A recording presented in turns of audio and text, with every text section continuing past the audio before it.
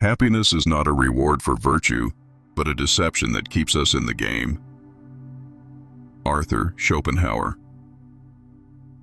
Before we begin, here's a small ritual. Write in the comments one word that accurately describes your current state. Sign it, and let's get started. From the beginning, we are taught that happiness is the highest goal. Like a golden light shimmering on the horizon, it calls us forward. It is whispered through lullabies, echoed in fairy tales, promised by schools, governments, and corporations. We are told that once we reach a certain point, once we achieve, acquire, conquer, or earn enough, then it will come. Then we will finally be happy. But no one ever stops to define what it truly is. The word rolls off the tongue with ease, but when asked to describe it, people fall into vagueness. Some say it's peace, others say love. Many claim it's a success. But each answer is only a reflection of longing, not understanding. Happiness becomes a mask worn by desire. It promises arrival, but always keeps the door half open. For centuries, humanity has wandered through deserts of illusion, chasing a mirage it cannot grasp. Civilizations rose and fell in pursuit of it. People waged wars, wrote philosophies, built empires, all in the name of becoming happy. But the further we run, the further it seems to slip away. What if happiness was never out there to begin with? What if it has always lived quietly inside, unnoticed beneath layers of noise, demands, and false images? Schopenhauer, with his cold precision, once claimed that life swings like a pendulum between pain and boredom. He stripped away the decoration from our dreams and stared directly into the machinery of existence.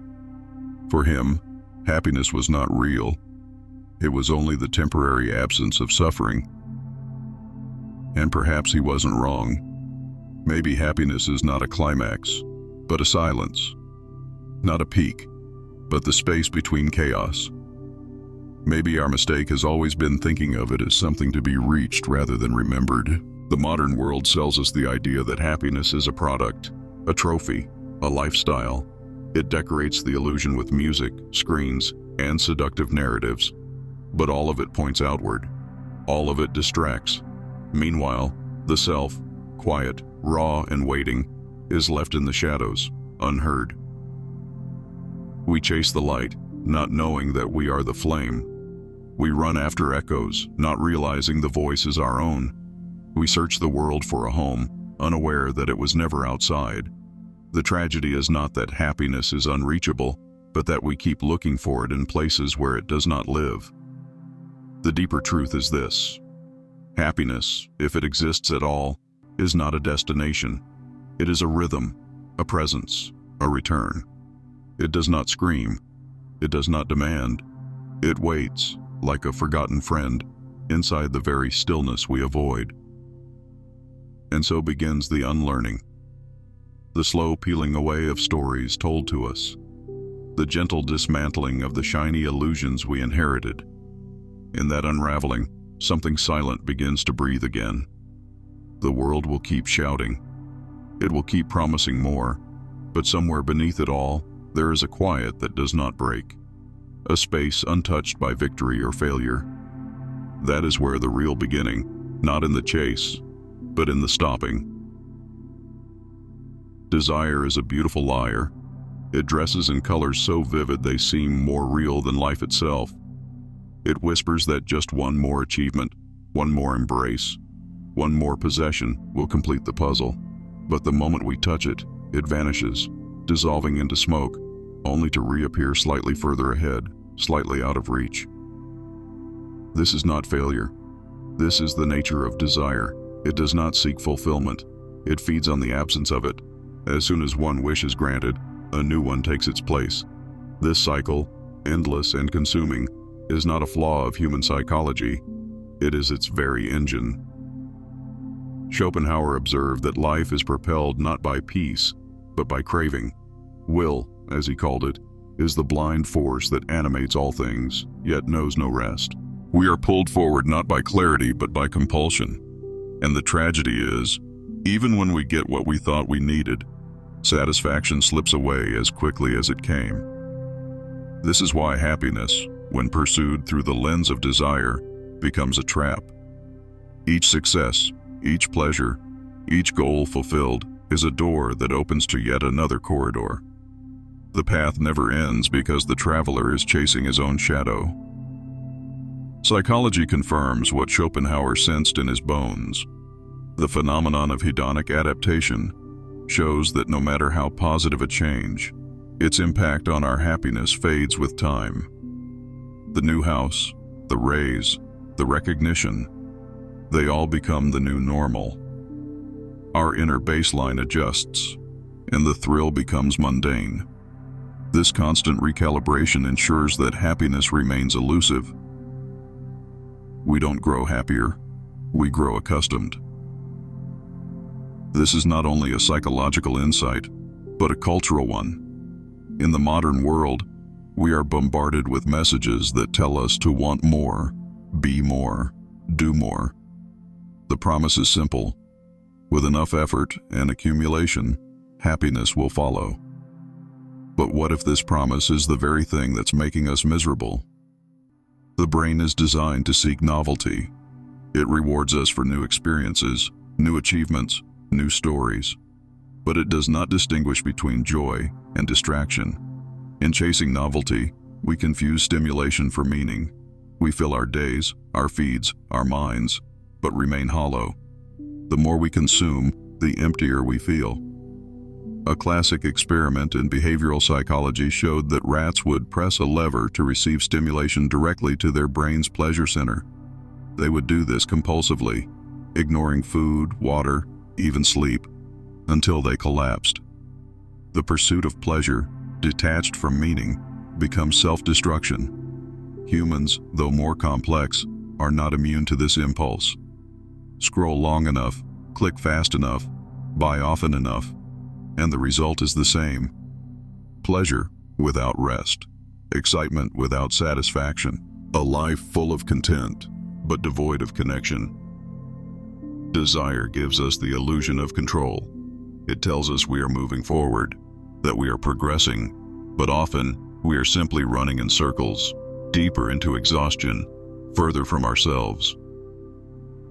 The problem isn't that we want too much. The problem is that we don't understand what we actually need. Beneath every desire is a deeper longing, not for the thing itself, but for the feeling we believe it will bring. We don't want the job, we want the validation. We don't want the house, we want safety. We don't want the partner, we want to feel whole. But we never pause to separate the symbol from the essence. So we chase shadows of meaning, believing they are the light. And the system encourages this. Consumer culture thrives on dissatisfaction. It creates lack and then sells the illusion of fulfillment. But the fulfillment never comes. Only the next ad, the next product, the next version of the same dream. The machine of desire has no off switch. It keeps us reaching, spending, comparing, always believing we are just one step away. We live in a world where happiness is marketed, packaged, and sold. But what we are really buying is distraction. What we are chasing is escape. And the more we run from discomfort, the more power it holds. Real happiness cannot be purchased. It cannot be pursued through the lens of lack. It arises not from getting, but from seeing, not from acquiring, but from awakening. It begins when we stop, when we dare to face the silence beneath our cravings, when we ask, not what do I want, but what am I avoiding? Not who should I become, but what part of myself have I forgotten? The path to true contentment is not forward, it is inward. Like a forest that grows in silence, or a mountain that stands untouched, happiness waits in the place we rarely look. Here, now, in the simple, raw presence of being. The goal is not to stop desiring altogether. That would be another illusion. The goal is to see through the desire, to understand its language, to recognize when it's guiding us toward wholeness, and when it's dragging us deeper into absence. Only then can we begin to remember what was never lost. There's a strange paradox that haunts the human mind. The more desperately we chase happiness, the more invisible it becomes. The brighter we try to make life, the darker the shadows grow beneath it. This is not a poetic metaphor. It is a deep psychological truth. When we cling to the idea of constant happiness, we create a silent war against anything that contradicts it. Every moment of sadness becomes a failure. Every setback becomes a threat. In this war, we do not become free. We become prisoners of the smile we are afraid to lose. Modern society celebrates positivity to the point of addiction. We are surrounded by polished images of joy, on screens, in advertisements, on the faces of strangers. But much of this joy is performative. It is a mask held up to avoid deeper truths. Underneath, there is often confusion, anxiety, loneliness. But we don't show that. We hide it. And in hiding it, we begin to believe that everyone else is truly happy except us. This illusion breeds shame. We start to feel broken, not because we suffer, but because we believe we are not supposed to. We imagine that life is supposed to be light, easy, effortless, and anything less becomes a sign of personal failure. But that belief is the real illusion. Life has never promised constant pleasure. What it gives us instead is complexity, contradiction, beauty, loss, wonder, pain, and moments of quiet joy. It is not a straight line. It is a spiral, a cycle, a breath.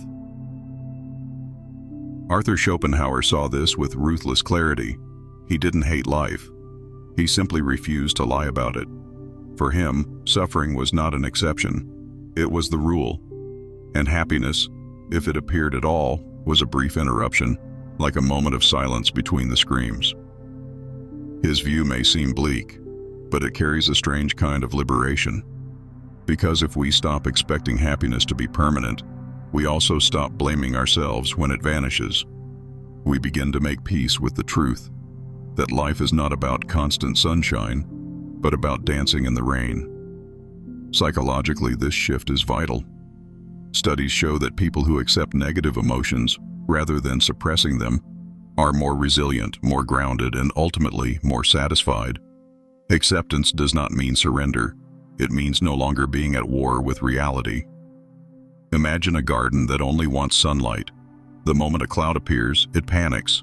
It curls inwards. It waits in dread. But the truth is, plants need rain. They need darkness. Without it, growth would wither. And so do we. When we chase happiness to escape our pain, we lose both. We become split. One part of us is always running, the other part always aching. This inner division creates exhaustion, and slowly, without even realizing it, we numb ourselves. We stop feeling fully, not just the pain but the joy as well. Everything becomes muted, flat, lifeless. This is the cost of illusion. In therapy, this is called emotional bypassing, using positivity to avoid facing wounds. It creates a surface-level peace that cracks under pressure. Real healing only begins when we stop pretending. When we allow space for the whole of ourselves to exist, light and dark, joy and sorrow, clarity and confusion. Happiness, when forced, becomes fragile. But happiness that arises from wholeness, from embracing both the sacred and the scarred, that is something different. That is not a fleeting high. It is a quiet strength.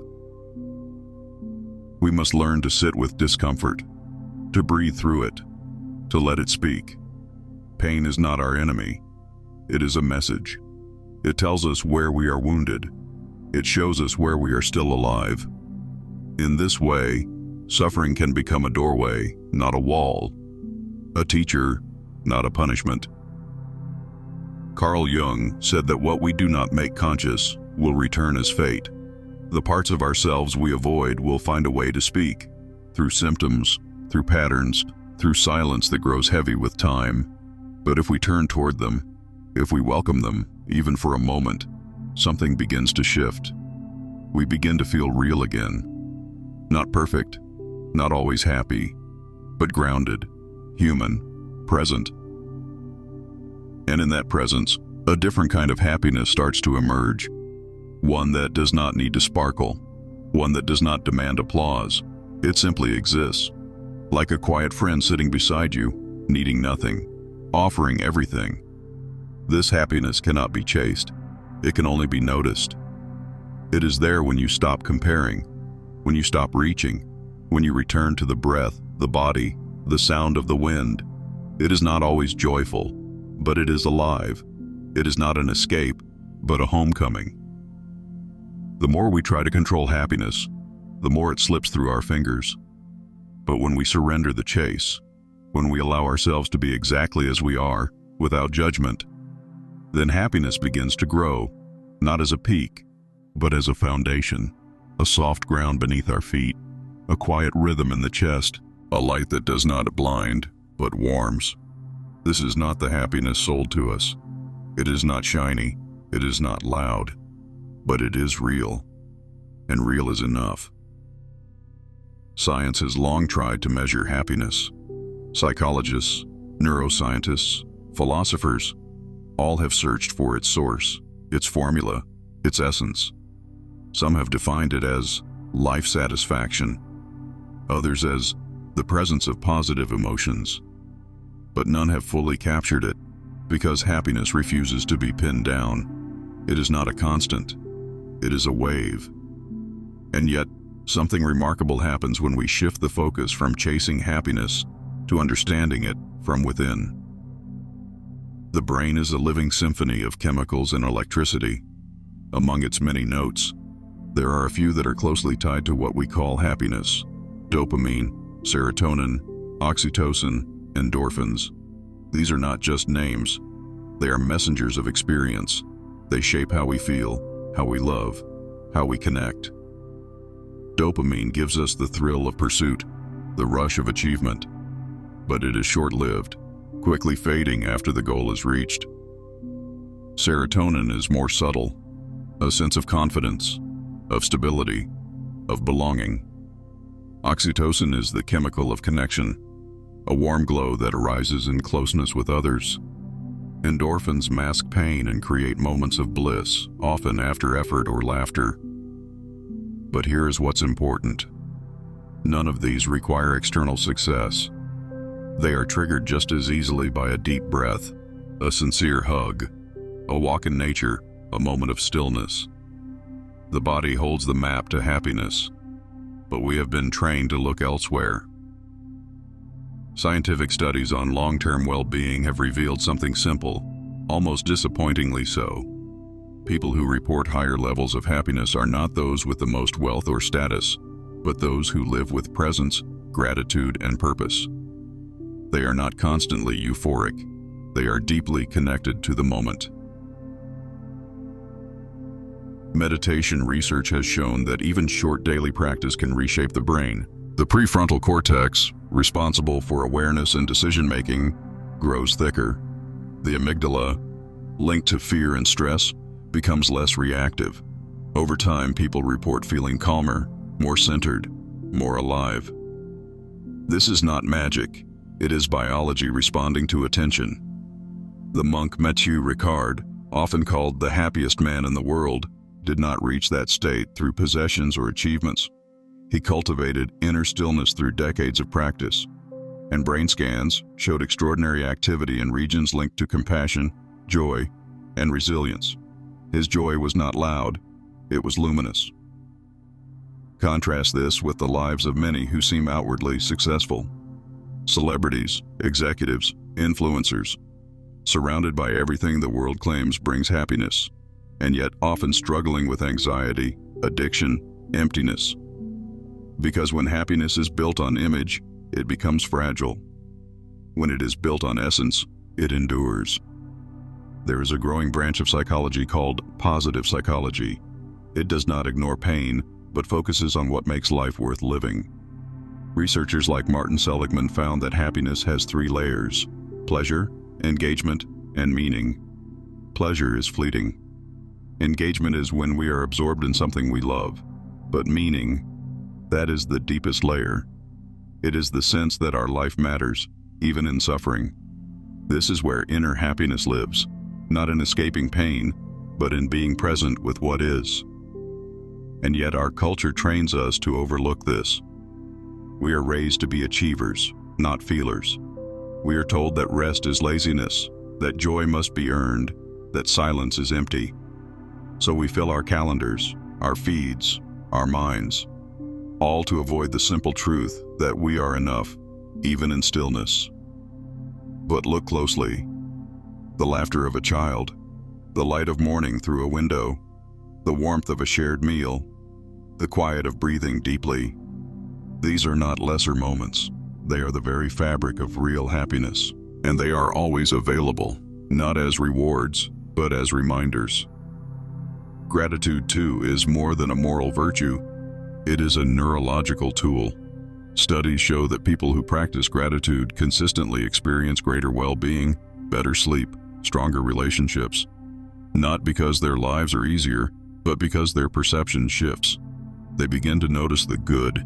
They train the mind to see what was always there. A simple exercise. Write down 3 good things each night.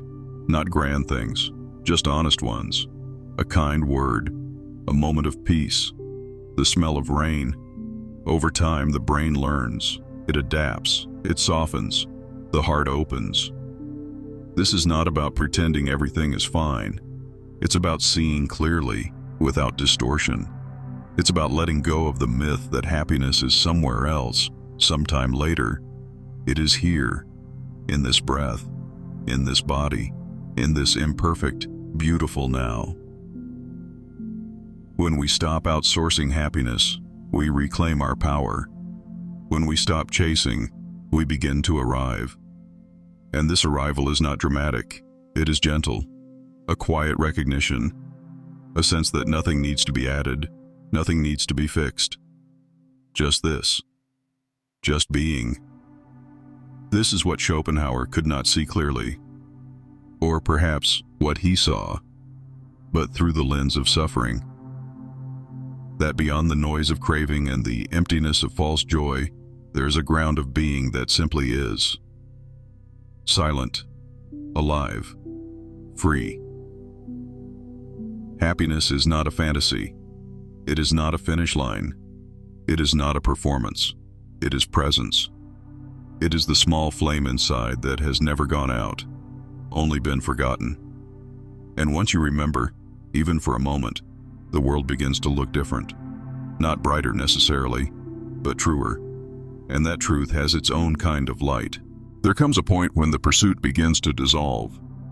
Not because we've reached the destination, but because we finally see the path for what it is. Endless, recursive, deceptive. The hunger that once pushed us forward begins to feel hollow. The promises lose their flavor. And in that quiet disillusionment, something deeper stirs. This is the moment of unlearning. We have been taught to add, to chase, to build layers upon layers of identity, achievement, reputation. But the path to real peace is not in accumulation. It is in subtraction, in peeling back what was never truly ours, in letting go of the masks we wore to be seen, the roles we performed to be accepted. Transformation does not arrive like thunder. It begins as a soft whisper beneath the noise, a subtle knowing that the answers we seek are not ahead, but within. That wholeness is not something to be earned. It is something to be uncovered. Schopenhauer spoke of withdrawing from the world, not out of despair, but as a form of liberation. He saw that as long as we are ruled by will, by endless craving, we are bound to suffer. But if we can loosen that grip, even briefly, we create space. Not emptiness, but clarity. Not numbness, but depth. This shift is not theoretical. It is physical, emotional, practical. It begins in the breath, slowing it down, feeling it, letting it anchor us. It continues in the body, in learning to listen to its rhythms, its fatigue, its quiet wisdom. It deepens in attention, in choosing to truly be where we are, instead of where we think we should be. presence is not passive, it is powerful. It cuts through illusion with stillness.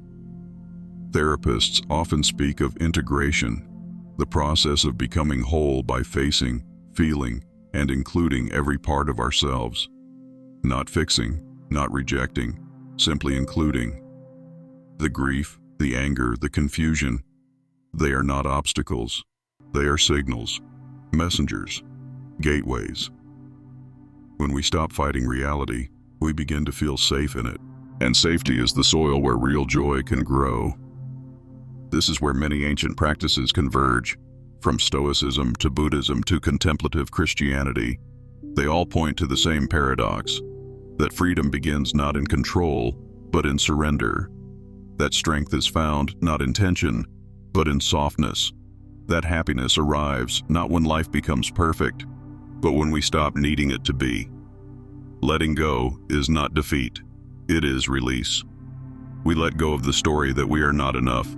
We let go of the myth that our worth depends on performance. We let go of the need to be constantly productive, impressive, desirable. And what remains? A quiet self, unpolished but whole, unfinished but real. This self does not seek applause, it seeks alignment. It wants to feel at home in its own skin, to move through life not as a performance, but as a presence. The practices that support this shift are often simple, but profound. Silence, not the absence of sound, but the absence of distraction. Nature, not as escape, but as return. To rhythm, to balance, to perspective. Ritual, not as superstition, but as structure. A way to anchor meaning in the ordinary. Connection, not as transaction, but as truth. Meeting others, without masks, without agendas, just as we are. When we slow down enough to notice, we begin to see that much of what we called suffering was resistance, and much of what we called happiness was a temporary escape. Real peace lives in the space between, in the stillness that holds everything. This does not mean abandoning ambition or joy or growth. It means rooting them in something deeper than lack. It means creating not to prove, but to express. It means loving not to fill a void, but to share a fullness. It means being, simply being, and letting that be enough. And in that being, happiness returns. Not loudly, not permanently, but truly. Like the quiet sun rising over a calm sea, it touches everything without needing to own it. It does not shout, it does not beg, it simply shines. This is not the happiness we were sold. It is not fast or shiny or marketable, but it is honest. It holds space for the whole of us, the broken and the blooming, the light and the shadow. It does not demand that we escape reality. It invites us to enter it fully. And in doing so, we begin to remember the truth we've always known but often forget. That nothing needs to be added. That we are already home. That the search is over, not because we found something new, but because we finally looked where we had never dared to before. Inside, where the real has always waited. Happiness, as the world sells it, is loud. It sparkles. It demands attention. It is always more. More excitement, more success, more smiles. But the kind of happiness that endures, the kind that steadies the soul, is something else entirely. It does not shout. It does not chase. It does not exhaust. It simply is. Schopenhauer believed that true happiness was not the presence of pleasure but the absence of pain. To many, that sounds like resignation, like giving up on joy. But look closer. There's wisdom hidden in that quiet reversal. Pain is intense, immediate.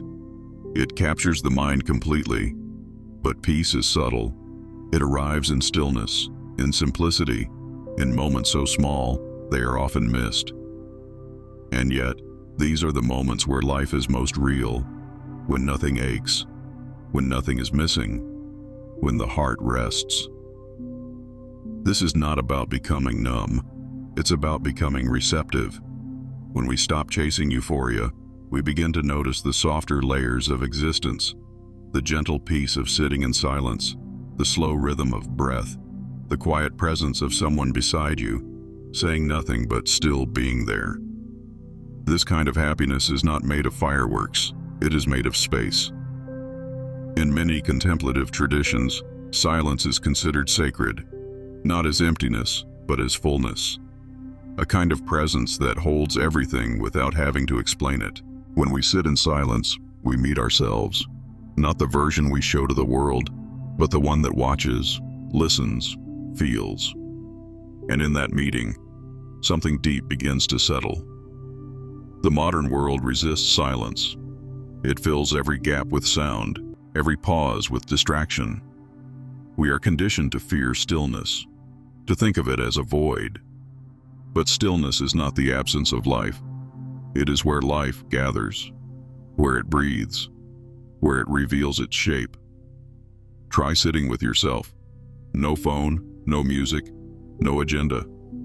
At first, discomfort may rise. Thoughts may flood. Emotions may stir. But stay. Breathe. Wait. Slowly, the noise begins to thin. And beneath it, something else appears. A quiet that does not ask, does not strive, does not run. It just is. And that is the ground of real happiness. Not pleasure, not excitement, but presence. In neuroscience, this is reflected in the brain's default mode network, the system that activates during rest, introspection, and self-awareness. It is not passive, it is foundational. When we let the mind return to itself, it repairs, it reorders, it reclaims balance. This is why rest is not laziness. It is medicine. It is in these spaces of stillness that gratitude naturally arises, not as a forced list, but as a spontaneous recognition. The warmth of the sun on skin, the sound of leaves moving, the beat of the heart. Nothing spectacular, and yet everything essential. Happiness, in this form, becomes less about moments of high and more about moments of depth. Even suffering, when seen through this lens, changes shape. It is no longer the enemy. It becomes part of the rhythm. Contraction before expansion, night before dawn. Every experience, even pain, can open something in us if we stop resisting it. If we listen. In Buddhist philosophy, suffering is not to be escaped, but understood. Not to be suppressed, but embraced with awareness. This awareness transforms. It does not eliminate pain, but it changes our relationship to it. We become less reactive, more compassionate, more free. Freedom, too, is not what we were told.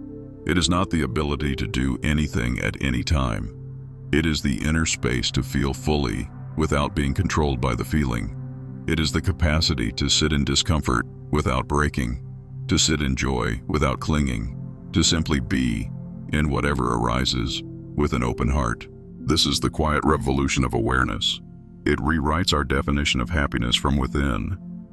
We begin to see that the richest lives are not always the loudest. That joy does not need an audience. That meaning is not something to be proven. It is something to be lived, intimately, moment by moment, without spectacle. This truth is not glamorous. It does not trend, but it endures. And in its simplicity, it offers everything we've been looking for. Because when we stop needing happiness to look a certain way, we begin to recognize it everywhere, in the ordinary, in the overlooked, in the breath, in the pause, in the being. It was never missing. We were just too loud to hear it. The search is over, not because we found what we were chasing, but because we finally understood that the chase itself was the illusion. Happiness was never a place to reach. It was a way of seeing, a way of being, a return, not a discovery. So much energy spent on trying to become, when all along we only needed to remember. Beneath the noise, beneath the effort, beneath the endless self-improvement, there is something untouched, a part of us that has always been here, watching, waiting, whole. This is not an idea. It is an experience, a shift. The moment when the breath softens, the muscles release, the mind no longer tries to escape. The moment when everything feels exactly as it should be, even if it hurts, even if it's quiet, even if it's small. We live in a world that idolizes becoming, but what if the most radical act is simply being? The light we searched for was never out there. It was the awareness behind our eyes, the silence beneath our thoughts, the warmth beneath our chest. Schopenhauer, with all his darkness, pointed toward this truth in his own way. By stripping away the fantasies, the illusions, the false hopes, he brought us closer to something real, something sober, something alive. And from that place, we can build again. Not a life of constant highs, but a life of steady presence. Not a life free of pain, but a life free of denial. A life rooted in what is, not what should be. That is enough, more than enough. That is home. And home is not a destination. It is the return to the body, to breathe, to now. It is the moment you realize that the very thing you've been running from, silence, simplicity, stillness, was the doorway all along. There is no need to perform, no need to impress, no need to achieve anything more to deserve rest. You are already what you were seeking. And in this quiet, in this gentle remembering, you reclaim yourself, fully, honestly, without effort. Nothing added, nothing taken away, just this, just now. This is not happiness as the world defines it. It is something deeper. It is freedom. We're sure you've discovered plenty of value, so subscribe now and stay connected.